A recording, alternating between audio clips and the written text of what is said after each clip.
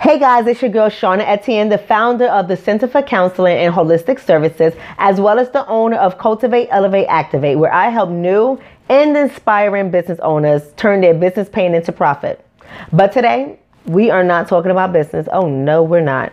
I am here finally with my movie review. I got all the inboxes, the text messages, the Facebook calls. I appreciate all of you guys. Some guys are just so hilarious. But nonetheless, I finally got it all together. I took my notes, got my research to keep me on track. So let's talk. First, I want to say this. I really am happy and I am proud to see an almost all black cast for the movie Girls Trip. That's Queen Latifah, Regina Hall, Tiffany Haddish, and Jada Pinkett Smith. I am so happy to see that. I am also so proud to know that the masterminds behind this movie were black as well. So I want to give a big shout out to Malcolm Lee, Tracy Oliver, Kenya Barris, and Will Packard. Those are the four. I want to give a big shout out to them. I really did go see this movie blindly with some acquaintances of mine, and yeah, so I didn't really know what I was getting myself into. So let's talk about the pros of the movie, and then we're going to move on to the nitty-gritty. So the women in the movie were all college educated. They were apparently college girlfriends. I love that about the movie. I love the fact that we're promoting college educated black women, because I am one of those myself. And it reminded me of my girlfriends and I from college, all just hanging out and having fun. I like the fact that 3 out of the 4 women were career oriented. We're going to talk about that 4th woman a little later. The women were well spoken. They also had a special bond to each other, and they resembled, or they symbolized loyalty to one another. And I really did appreciate that about the movie. I like the humor between the girls in the movie and the playful nature. I love that because it reminded me of my girlfriends and I, and how we made jokes out of everything. We laugh at everything. We know how to have a good time, and we are loyal to each other no matter what happens. And the movie actually portrayed that as well. So 3 out of the 4 women were also role models. But there it goes. I just kept saying 3 out of 4 because that 4th one, I don't know what kind of character they gave her. I didn't like that. But we're not talking about the things that I did not like just yet. I like the movie's ability to make me laugh, even though there were things I did not laugh at because they just simply wasn't laughable to me. And I also like the dance off in the movie. It took me back to my youthful days where, my youthful days. I know I still look very young. Nonetheless, it took me back to my youthful days where my girlfriends and I used to make up dance steps. We used to be doing all of this. Y'all remember this, right? Now, this part of the video, now if you only like that, if you only want to hear the great things about the movie and you don't want to hear somebody else's negative opinion about the movie, now is the time for you to stop listening to me. Just subscribe to the channel, give me a thumbs up, share it amongst your friends, and keep it moving.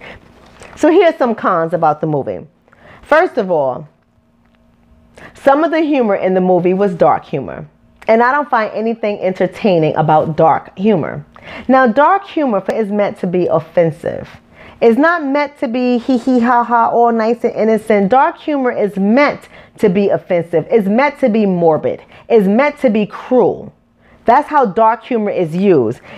Dark humor also has a layer of truth to it, and it has a hidden message in it. So you have to learn how to read in between the lines of dark humor. If you don't believe me about dark humor, I suggest you do your own research. For those who do not know, dark humor is one of those things where you gotta be really careful about it. But so many of us, not all of us, but so many of us, we take to humor with this. We laugh at it, and there's nothing funny about dark humor. Also, the movie, how I felt, it normalizes and it highlights demeaning stereotypes about black women and men. Here are some of the stereotypes that it highlights and normalizes. We are hypersexualized, promiscuous, violent, ignorance, unfaithfulness, illegitimate children, fatherless children, casual sex, one-night stands, absent fathers due to incarceration, money mismanagement leading to eviction, single parent household headed by women. Those are some of the things that it highlights in this movie and it normalizes. For example, the women were hypersexualized, especially the character that, what's her name? Tiffany Haddish played. A very hypersexualized character. And I had a real issue with this. Sister has an opportunity now to be on a big screen, and that's the script that she gets. I find that very offensive, and I didn't like that. Also, Tiffany happened to be the violent one in the movie. She's the one that had the broke the bottle and was going to cut Regina Hall's husband in for cheating on her. She's the one who got fired from her job from busting her coworker over her head. The unfaithfulness. Okay, here we go. Every black man cheats on their wife, right? That's the message that the movie is portraying, that we can't have honest, faithful marriages. We got to be full of a whole bunch of cheats. And even though this does go on in our community, I don't think that's something that should be highlighted and made fun of. I don't think there's a laughing matter hidden behind that. Nothing about that is funny. In fact, that's serious. And if you're trying to say that was a serious matter in the movie, it wasn't. The fatherless children, where Jada Pickett's husband getting locked up and going to jail, leaving these children without their father. I mean, even though they didn't have it as humor, but they had it in a comedy. So for me, that's dark humor. There's nothing funny about that. And like I said, dark humor doesn't always come off as laughable. That's not how dark humor works. Dark humor is meant to be offensive. That was offensive. Dark humor also has a layer of truth to it. And that happens in the black community more often than what I like to admit. So for you to have that in a comedy, I think that was tasteless. And I also didn't like the fact that you show a single parent household now, because now Jada Pinkett Smith is a single woman raising these children, and she lives with her mother. So now is the grandmother and the mother and the children. We see that all too often in the black community. So we're going to highlight that in a comedy. That's the part of it that's dark humor. That's the part of it that's dangerous, because this is the part that's being ingrained in people's thinking and their belief system of us as black people.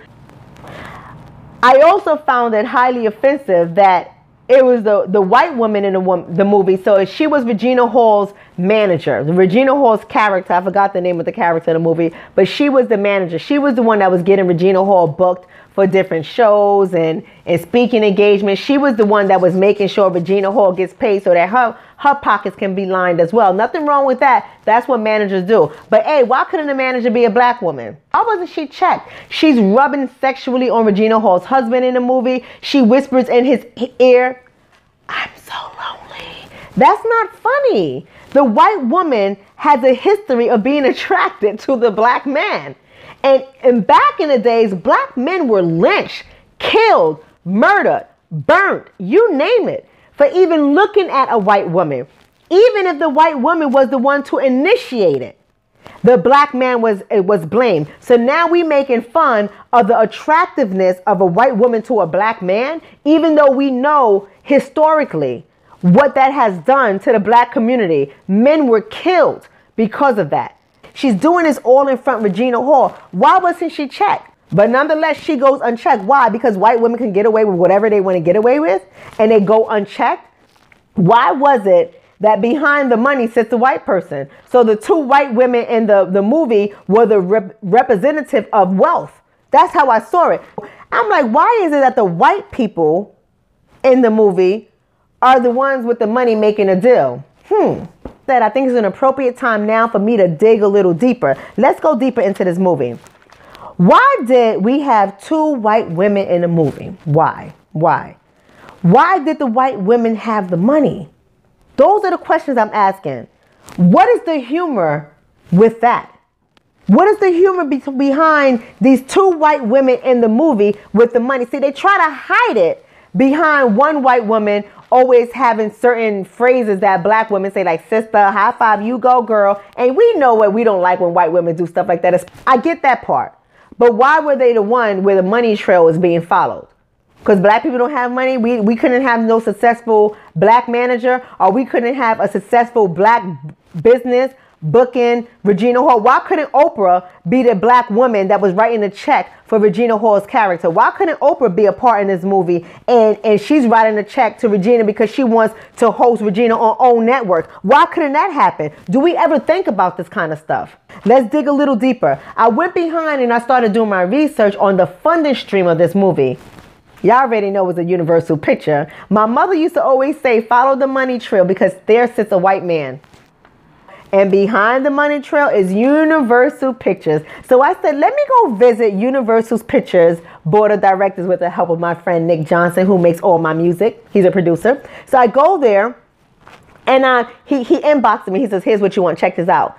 And it's nothing but white face after white face after white face after white face after white face after white face. And the list goes on of white faces. This is getting deep. This is getting real deep. Is that the reason why the white women were the one with the money? Are they supposed to be symbolic of Universal's picture? I wonder. Sounds about right to me. Why was the scene the Essence Festival? Why? Why was the Essence Festival highlighted in this movie? Why not Black Girls Rock? Why not Circle of Sisters at the Jacob Javits Center? I know why it was the Essence Festival. Essence is white owned. So Essence must have sponsored this movie. Trace the money trail. Behind the money trail is always a white face in a black place. Exploitation. Yes, of course it's going to be at the Essence Festival because they probably sponsored some of this movie.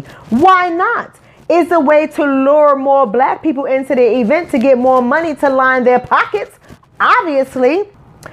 Nonetheless, regardless, the Essence Festival being the scene of this movie is another marketing and programming scheme. It's another way to program the mind. Let me prove to you how that was a way of programming the mind. After this movie's weekend debut, I get an inbox from one of my college girlfriends, and she's like saying, I've been trying so long to get us together on a girls trip. And she says to me in a private inbox, I ain't gonna lie, maybe she said that in a group inbox, not too sure now, but nonetheless, I got the inbox, and in the inbox, she says to me, I'm not gonna lie, after seeing Girls Trip, it made me think that I want to go to Essence Festival.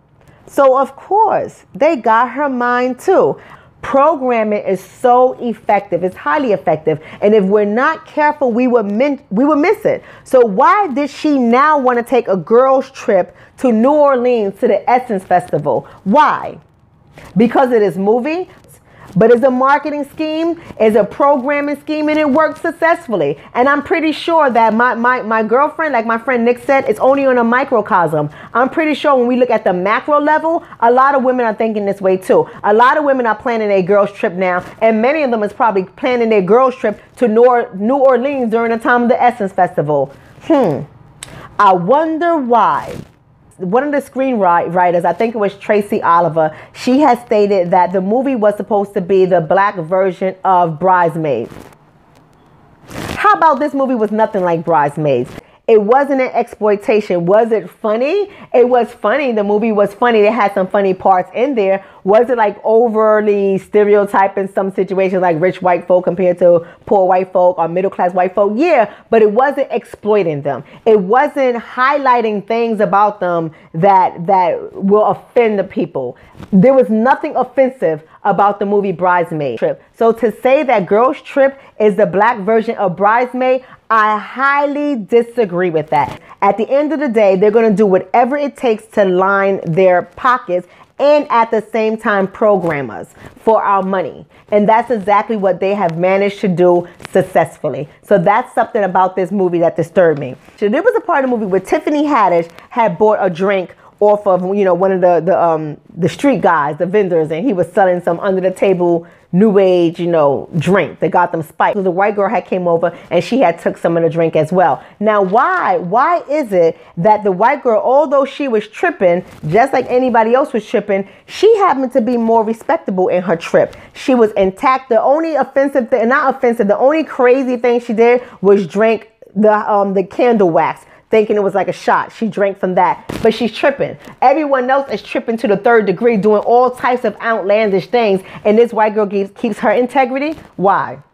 That's got to tell you something. There's a message behind that too. So I pulled a research article by a highly respected scholar that is out of Rutgers University. And her name is Dr. Shonna Kelly. And she wrote this with Jamie Shelton. And here's some things I'm going to pull out of her research study that I use to say, this makes a lot of sense in this movie. For one, she says the traumas of slavery were accepted in part because African slaves were dehumanized through the perception of overwhelmingly negative stereotypes about them. A deliberate attempt was made to invalidate and eradicate African slaves' culture and history of achievements. So we were dehumanized, and that was done on purpose so that the beauty and the intelligence of who we are as Black people would not get highlighted. Until this day, this continues to exist. There's another part of this where she says, African Americans continue to be viewed negatively and stereotypically. Stevens and Phillips' 2003 article identified 8 common stereotypes of African American women that build upon those that began in slavery and present sex as a central feature of their identities. 3 examples are the freak, a sexually aggressive and wild woman who wants sex without an emotional attachment. That was Tiffany Haddish's part. The matriarch, a controlling, emasculating woman who does not need a man for anything other than his seed. And the gold digger, willing to provide sex for financial gain. That was the Instagram jump off that got pregnant by Regina Hall's character's husband. So we're in front of a movie theater. I mean, we're in a movie theater in front of a big screen watching this movie, a form of media. And there are white people who went to go see this movie. There are also other ethnic groups who went to go see this movie too, other than African Americans, Blacks, whatever you want to say, right? So if media plays a major part in forming the mindset of people toward African Americans, what do you think this movie did? What do you think this movie did? Here it is. We have a movie that's supposed to be a comedy filled with a lot of dark humor. And to my right and to my left at the movie theater in Manhattan are both white women.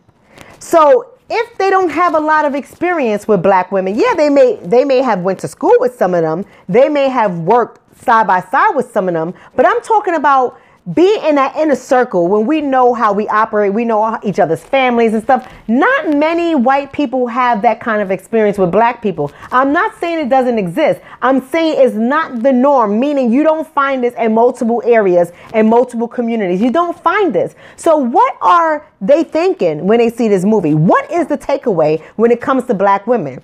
If we know historically through research and all the documented proof of how African Americans were put as animalistic, were deemed unhuman, not human, we were dehumanized. If we know these things happen and many of them look at us as hypersexual, promiscuous, infected with HIV, poor, violent, aggressive, you name it. If we know that this is how they look at us, what do you think they took away from watching this movie?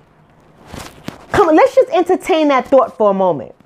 So the last part in Dr. Shonna Kelly's research article I would like to point out is when she says, thus, it is unsurprising that some African Americans accept and internalize negative images of their own group, which are associated with less individual well-being. We would go see a movie like Girls Trip that has so much dark humor in it. Dark humor that normalizes pathology, meaning negative characteristics, negative behaviors, negative traits, negativity in our communities. We will accept it and internalize it. We will normalize it. I'm not one to accept it. I'm not going to accept the video vixen. I'm not going to accept casual sex and one-night stands for our people in the community when there's no education around safer sex, the use of condoms and contraceptions. I'm not going to accept and normalize having children and their fathers are incarcerated. I'm not going to normalize that. So that is my 2 cents as it relates to this movie. Were there funny parts? Yes.